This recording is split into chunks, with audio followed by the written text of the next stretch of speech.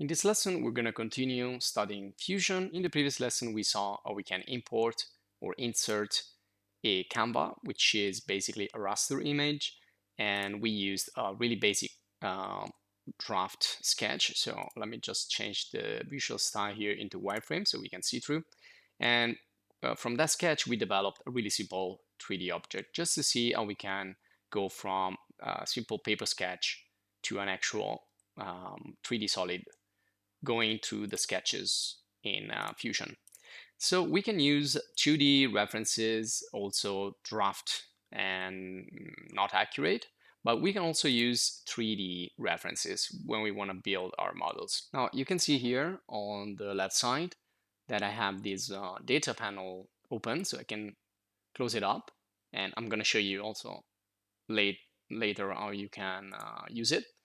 But we can also insert from here. So from here, we can insert raster images like Canva and also vector files or vector graphics like SVG, DXF, which we're going to do not in this video. And then you can see we can insert a mesh. We can also insert these other components if you want. So these are like manufactured part and other parts from suppliers. But we're going to go with the generic mesh. So we're going to click on Insert Mesh, and you can see that just like we did with the image, you can insert from here. So just by going to select from my computer and get it from the folder, again, as we did in the previous lesson. So I want to show you something more. So let's not use this for this video.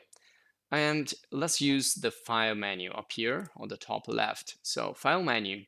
Now here you can upload. And when you upload, you can either select the file directly. So by going here, select files. And for example, again, I can select the sketch that we used the previous lesson. There you go.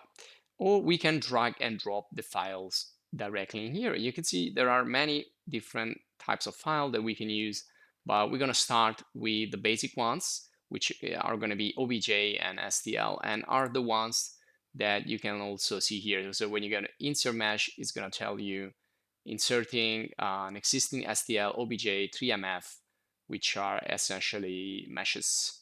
So if you don't have any mesh, I'm going to show you a couple of ways you can create it, or you can just get it from the web. So first option is the easiest and the quickest, and it's going to be to go in the Sketchfab website.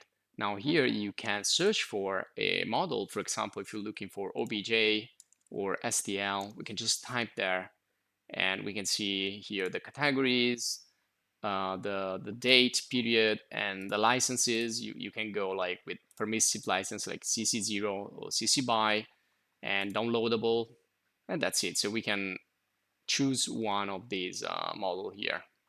Now in my case, I found this one here just to show you, which is a simple round table OBJ. So if I search for these words, I will find it directly.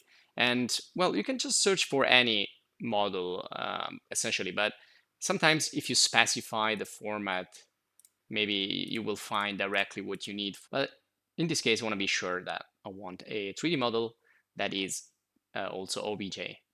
Now, if you're interested in Sketchfab, there are other video guides explaining how to use Sketchfab. Now, you can see this table here. We can see a preview. And if I go down, we can go to more model information. And from here, you can see if you have a compatible format with your 3D software, whether it's Fusion or whatever. And maybe this was created using Cinema 4D or something. But the main thing is that it has OBJ format. That's the one we want. So this is going to be good for importing. And to download 3D models from Sketchfab, you need to have an account. So make sure you have an account, and then you can proceed, download it, and it's going to be in a zipped folder. So that folder needs to be unzipped before you can actually put the files in there. So you can either click and select the file, navigate into the folder. So in my case, I created a folder called Roundtable. And actually, to be more organized, I can create like a folder called 3D references or 3D assets, wherever. And so I'm gonna take that and I'm gonna put it in there. So try to be organized as best as you can.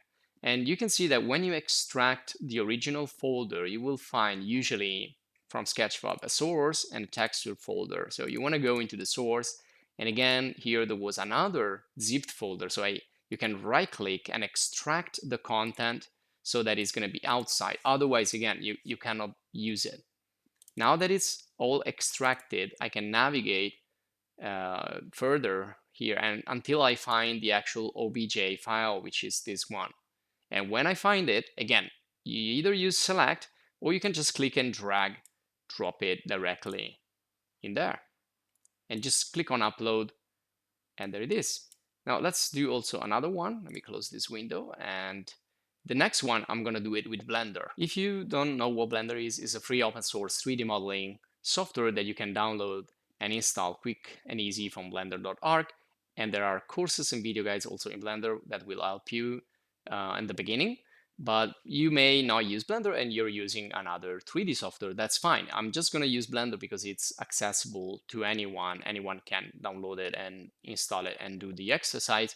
But you can choose your own 3D software. So I'm going to close this, and I am in Blender right now. So I'm just going to do something really simple. Just we have a cube in here. I'm just going to delete it with the delete key on my keyboard. So select it with the left mouse, delete it, and I'm going to add another mesh. So we can see that we can create also here primitives and things like that in 3D. So I want to go for a cylinder.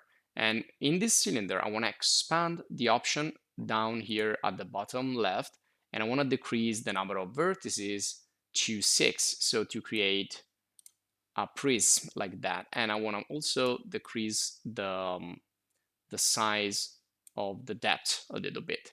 And that's all I'm gonna do. I'm not gonna do anything else but that. So this is a mesh in Blender. I can see it in wireframe up here. We have a wireframe mode, so we can see the structure.